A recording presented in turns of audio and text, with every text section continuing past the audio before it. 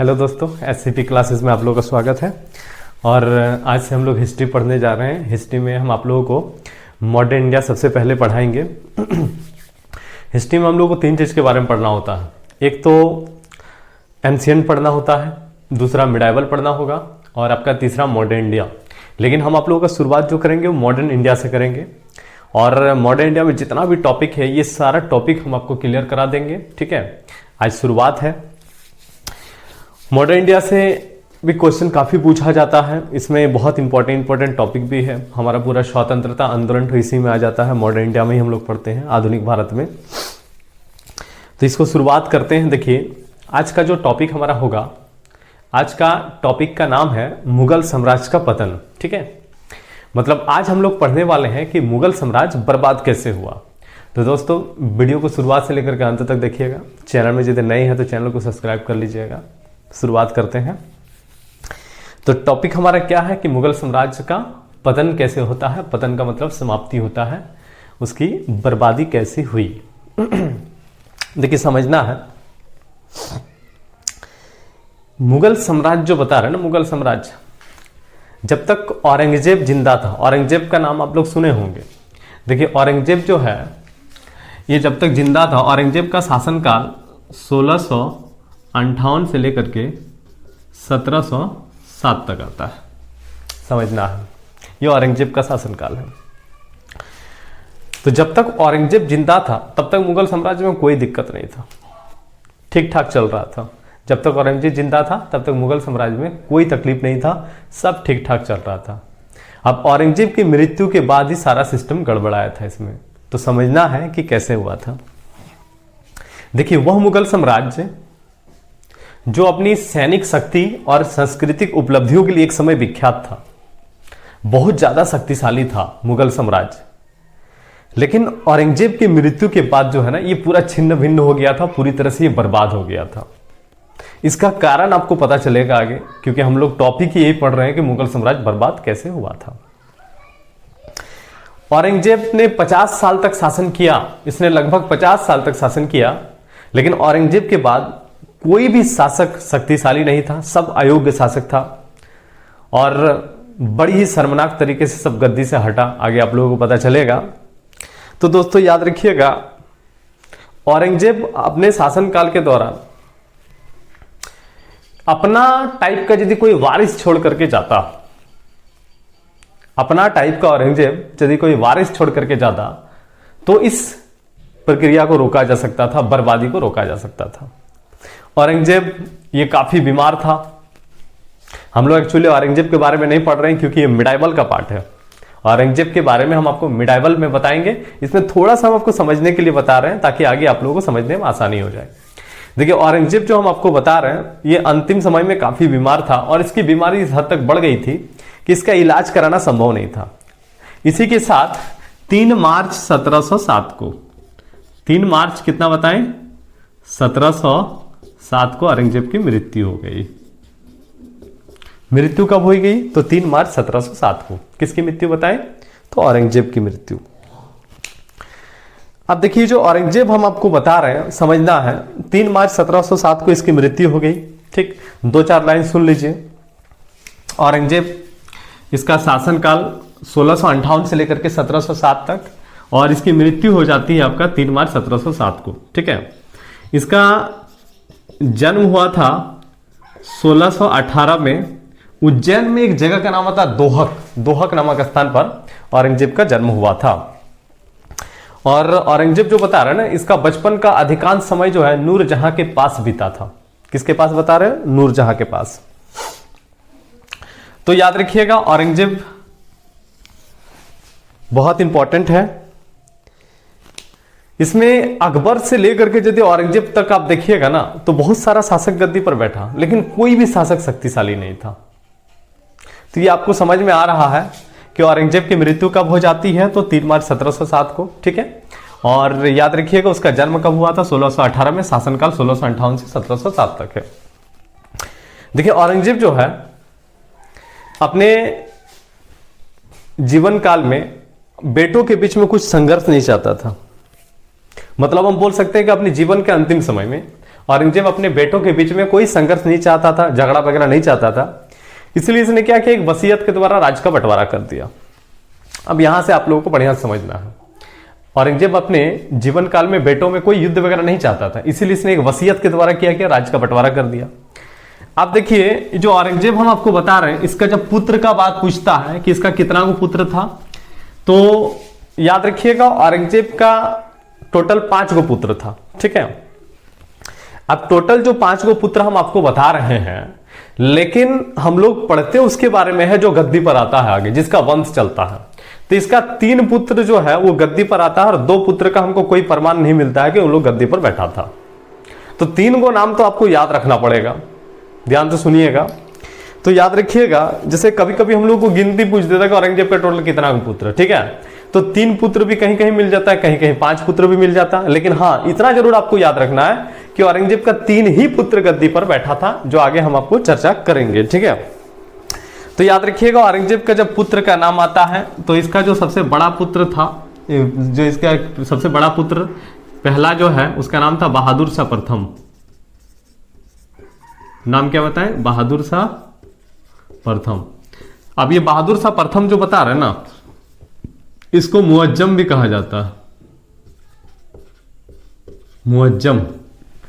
ठीक, तो इसका बड़ा पुत्र का नाम, पहला पुत्र का नाम क्या बताया, तो बहादुर शाह प्रथम, इसे मुअज्जम भी कहा जाता है। दूसरा है आपका कामबख्श, तीसरा है मोहम्मद आजम। तो ये जो 3 पुत्र हम आपको बता रहे हैं ना, ये तीनों पुत्र का नाम आप लोगों को याद रखना पड़ेगा। ठीक है, तीनों पुत्र का नाम आप लोगों को याद रखना पड़ेगा। अब देखिए, जैसे मान लीजिए 5 गो पुत्र का यदि कहीं मान लीजिए जिक्र मिलता है कि औरंगजेब का टोटल कितना गो पुत्र था, तो 5 गो पुत्र था। ठीक है, अब हम आपको बता रहे हैं कि 2 पुत्र जो था, इसका गद्दी पर बैठने का कोई प्रमाण नहीं मिलता है। तो 2 पुत्र का नाम क्या था, तो 2 पुत्र का नाम यदि आपको क्वेश्चन पूछ देता है, तो एक का नाम था मोहम्मद सुल्तान, एक मोहम्मद सुल्तान, और एक था मोहम्मद अकबर, मोहम्मद अकबर। लेकिन याद रखिए कि ये जो 2 हम आपको बता रहे हैं ना, मोहम्मद सुल्तान और मोहम्मद अकबर, ये दोनों का गद्दी पर बैठने का कोई प्रमाण नहीं है। तो आप ये तीनों को याद रखोगे ना, ये काफी है, ये तीनों को आपको जरूर याद रखना, ये तीनों बहुत इंपॉर्टेंट है। तो याद रखिएगा, औरंगजेब अपने जीवन का अंतिम समय में अपने बेटों के बीच में कोई युद्ध वगैरह नहीं चाहता था, इसलिए इसने वसीयत के द्वारा राज्य को बंटवारा कर दिया। राज्य का क्या बंटवारा कर दिया। इसमें याद रखिएगा, जो पहला जो आपको बताया बहादुर शाह प्रथम, जो बड़ा पुत्र था, उसको टोटल 12 को सूबे मिला। सूबे का मतलब राज्य होता है। कुछ क्षेत्र कामबख्श को दिया गया, जैसे कामबख्श जो बता रहे उसको बीजापुर हैदराबाद की सूबेदारी सौंपा गया था। मुअज्जम आपका मोहम्मद आजम जो है उसको भी कुछ क्षेत्र दिया गया था, गुजरात, आगरा, मालवा, इस तरह का क्षेत्र उन लोगों को दिया गया था तो बांट दिया गया। ठीक, तो याद रखिएगा, हम लोगों को इसमें पढ़ना कहां से है, तो औरंगजेब की मृत्यु के बाद हमारा टॉपिक का शुरुआत होता है। तो यहां तक तो आप लोगों को समझ में आ गया होगा कि औरंगजेब जो है, इसका शासनकाल 1658 से 1707 तक है। ठीक है, इसका जन्म 1618 में हुआ था उज्जैन के दोहक नामक स्थान पर, और मृत्यु इसका 3 मार्च 1707 को हो जाती है। औरंगजेब याद रखिएगा, इसकी मृत्यु के पश्चात इसका टोटल 5 गो पुत्र का जिक्र मिलता है, लेकिन 3 ही पुत्र है जो गद्दी पर बैठता है। ठीक है, तो 3 पुत्र, एक बहादुर शाह प्रथम जिसे आपका मुअज्जम के नाम से भी जाना जाता है, दूसरा हम आपको बताएं कामबख्श, और तीसरा मोहम्मद आजम। ठीक है, तो ये 3 नाम आपको याद रहना चाहिए। बाकी ये 2 को जो आपको बता रहे हैं, ठीक है, इसका जिक्र नहीं मिलता है। ध्यान से सुनिएगा, आगे समझ में आ जाएगा। तो इसको मिटा देते हैं, हम लोग पढ़ेंगे अब बहादुर शाह प्रथम के बारे में।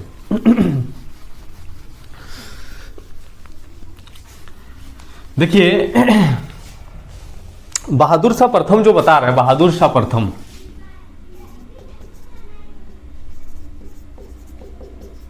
बहादुर शाह प्रथम, ये प्रथम इसलिए बोल रहे हैं ना दोस्तों, क्योंकि सैम नाम का आदमी दूसरा भी आने वाला है। जैसे आप लोगों को पता होगा कि अंतिम मुगल सम्राट कौन है, तो बहादुर शाह द्वितीय है।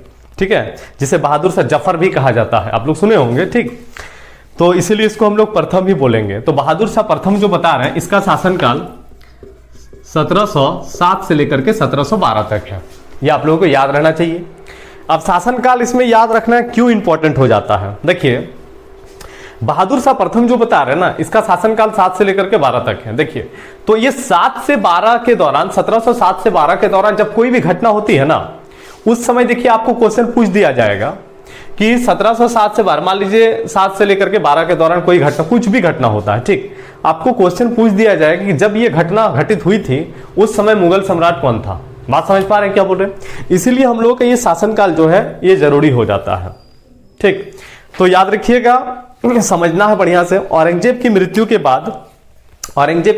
बाद ये जो बहादुर शाह प्रथम बता रहे हैं ना, ये 63 वर्षीय आयु में गद्दी पर बैठा था। औरंगजेब की मृत्यु के बाद बहादुर शाह प्रथम जो है, औरंगजेब का मृत्यु हुआ, मृत्यु के बाद याद रखिएगा उसके 63 साल का पुत्र, कितने साल का पुत्र? 63 साल का पुत्र जो है बहादुर शाह प्रथम, ये गद्दी पर बैठता है। और ये जो बहादुर शाह प्रथम है, इसका वास्तविक नाम यदि पूछा जाएगा ना, तो इसका वास्तविक नाम याद रखिएगा मुअज्जम शाह आलम था। क्या नाम था? मुअज्जम शाह आलम, इसका वास्तविक नाम। किसका? बहादुर शाह प्रथम का वास्तविक नाम। ये क्वेश्चन पूछा जाता है कि बहादुर शाह प्रथम जो है इसका शासनकाल कितना, तो 1707 से लेकर के 12 तक है।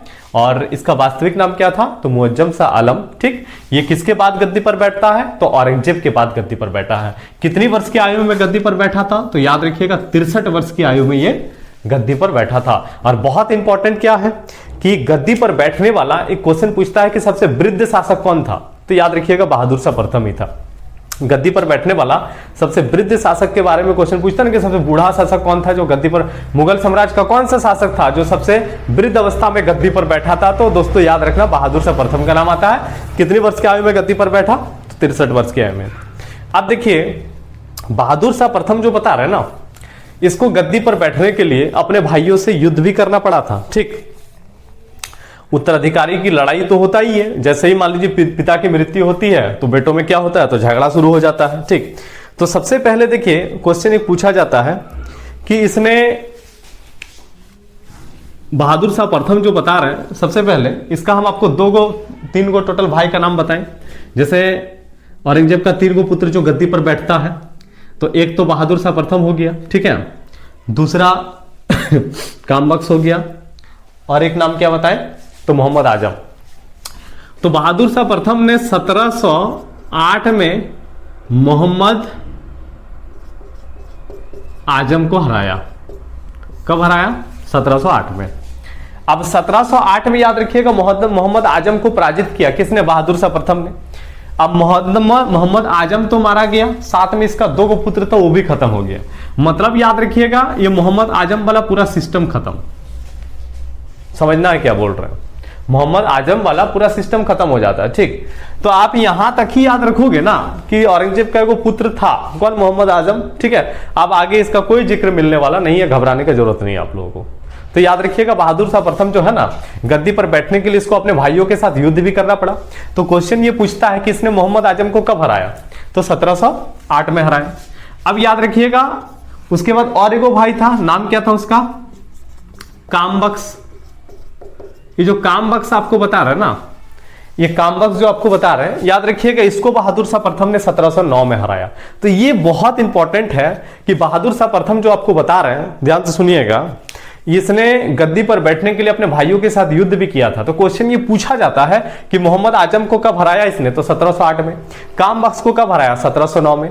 आप देखिए मोहम्मद आजम को हराया, इसकी मृत्यु हो जाती है, इसकी मृत्यु हो गई, ठीक है। कामबख्श इसकी भी मृत्यु हो जाती है, लेकिन याद रखिएगा कामबख्श का एक पुत्र जिंदा रह गया था, नाम था उसका मोहीउल्लाह मिल्लर। अब याद रखिएगा ये कामबख्श का एक पुत्र जिंदा रह गया, ये आगे जाके आप लोगों को तकलीफ देगा, आप लोगों को तकलीफ देगा। मतलब ये कि आप लोगों को नाम तो याद रखना पड़ेगा, वही तकलीफ है कि आगे जाके कभी ना कभी एक बार ये गद्दी पर आ जाता है कुछ दिनों के लिए, समझना है। तो याद रखिएगा हम आपको बताएं बहादुर शाह प्रथम शासनकाल 1707 से 12 तक किसके बाद गद्दी पर आता है? तो औरंगजेब के बाद आता है, ठीक है। कब बैठा? 1707 में। कितनी वर्ष के आयु में? 63 वर्ष के आयु में। वास्तविक नाम मुअज्जम शाह आलम, ठीक। गद्दी पर बैठने के लिए अपने भाइयों के साथ इसको युद्ध भी करना पड़ता है। हम आपको बताएं कि सबसे पहले इसने मोहम्मद आजम को 1708 में हराया, 1709 में कामबख्श को हराया, कोई दिक्कत नहीं है। कामबख्श की मृत्यु होगी, उसका पुत्र जिंदा रह गया, मोहीउल्लाह मिल्लर। आगे आएगा, हम आपको आगे समझाएंगे। तो ये जो बहादुर शाह प्रथम हम आपको बता रहे, बहादुर शाह प्रथम, देखिए औरंगजेब के बाद आपको पता चलेगा कि जितना भी शासक था ना, सब गया गुजरा शासक मिलेगा आपको, एक भी शासक आपको शक्तिशाली नहीं मिलेगा। पता चल रहा क्या बोल रहे हैं? देखिए बहादुर शाह प्रथम जो है, ये जब जीता अपने भाइयों को हराया, इसको मिटा देते हैं, स्क्रीनशॉट ले लीजिएगा आप लोग। देखिए बहादुर शाह प्रथम जो है,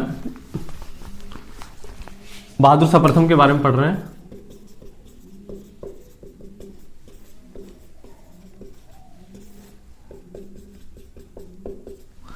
समझना है बहादुर शाह प्रथम जो है बहुत इंपॉर्टेंट है। जिन लोगों ने इसका सपोर्ट किया था उन लोगों को ऊंचा दर्जा दिया, ऊंचा पद दिया, ठीक है। हम आपको बताएं कि गद्दी पर बैठने वाला सबसे वृद्ध शासक है, 63 वर्ष की आयु में गद्दी पर बैठा था। देखिए ये जो शासक है ना, ये अत्यंत उदार और आलसी टाइप का आदमी था, ठीक है। राजकीय काम में एकदम इंटरेस्ट ये नहीं लेता था। कोरही समझते हैं आप लोग?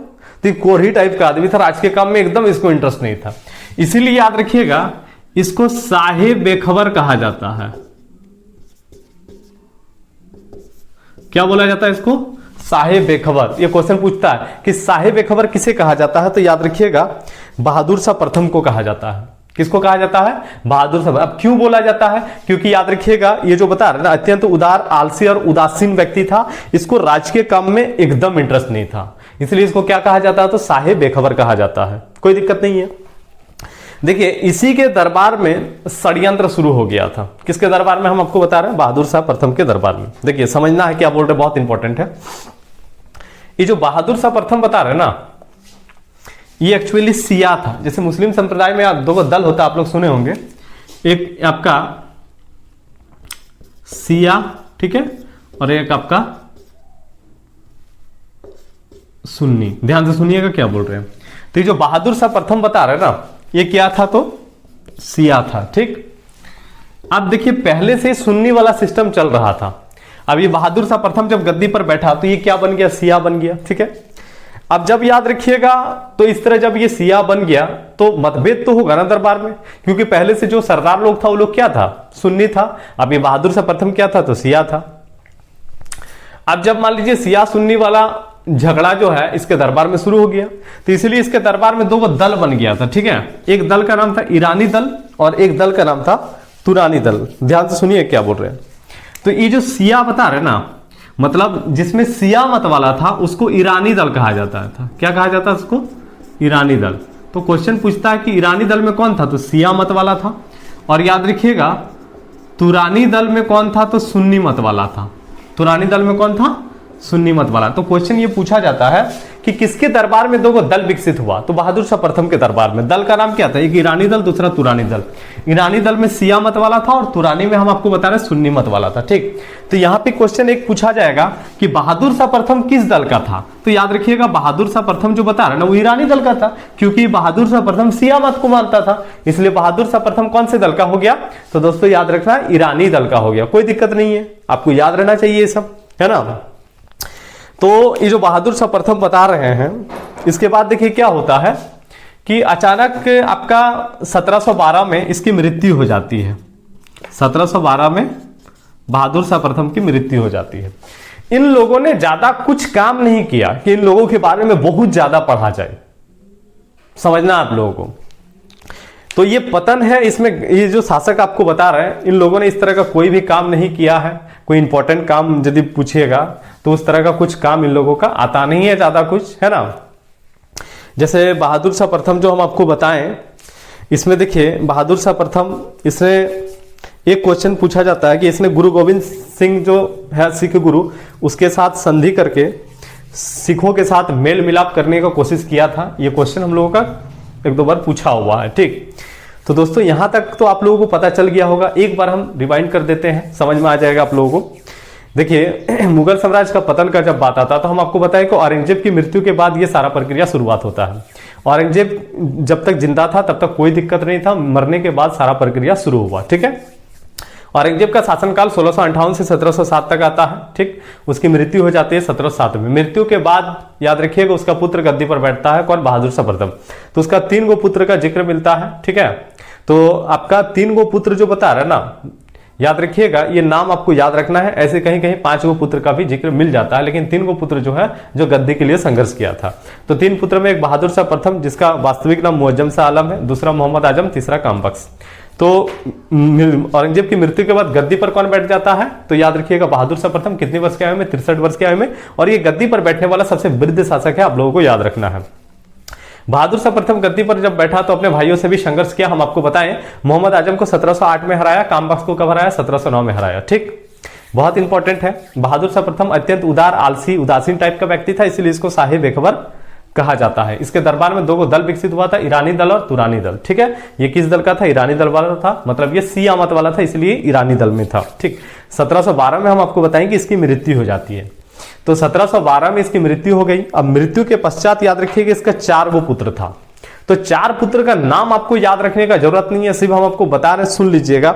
एक का नाम था अजीमुस्सान, मृत्यु के पश्चात इसका टोटल, एक का नाम था अजीमुस्सान, एक का नाम था रफीउस्सान, एक का नाम था जहान शाह और एक का नाम था आपका जहादार शाह। ठीक है, तो आपका अजीमुस्सान, रफीउस्सान, जहान शाह, जहादार शाह, ये जो 4 गो पुत्र है ना, आगे जाकर के गद्दी पर बैठेगा जहादार शाह। तो दोस्तों आज आप लोगों को हम यहीं तक बताएंगे, आगे हम लोग नेक्स्ट टॉपिक आप लोग दूसरा वीडियो में आप लोगों को मिल जाएगा, इसके बाद वाला टॉपिक, क्योंकि टॉपिक थोड़ा सा लंबा है और आज शुरुआत किए हैं तो हम एक ही टॉपिक के साथ खत्म करते हैं इसको, ताकि आप लोगों को पता, यदि आप लोगों को ये समझ में आ जाएगा तो कमेंट करके जरूर बताइएगा, और कोई तकलीफ होगा तो भी आप लोग कमेंट करके पूछ सकते हैं। तो मिलते हैं दोस्तों नेक्स्ट वीडियो में। जय हिंद।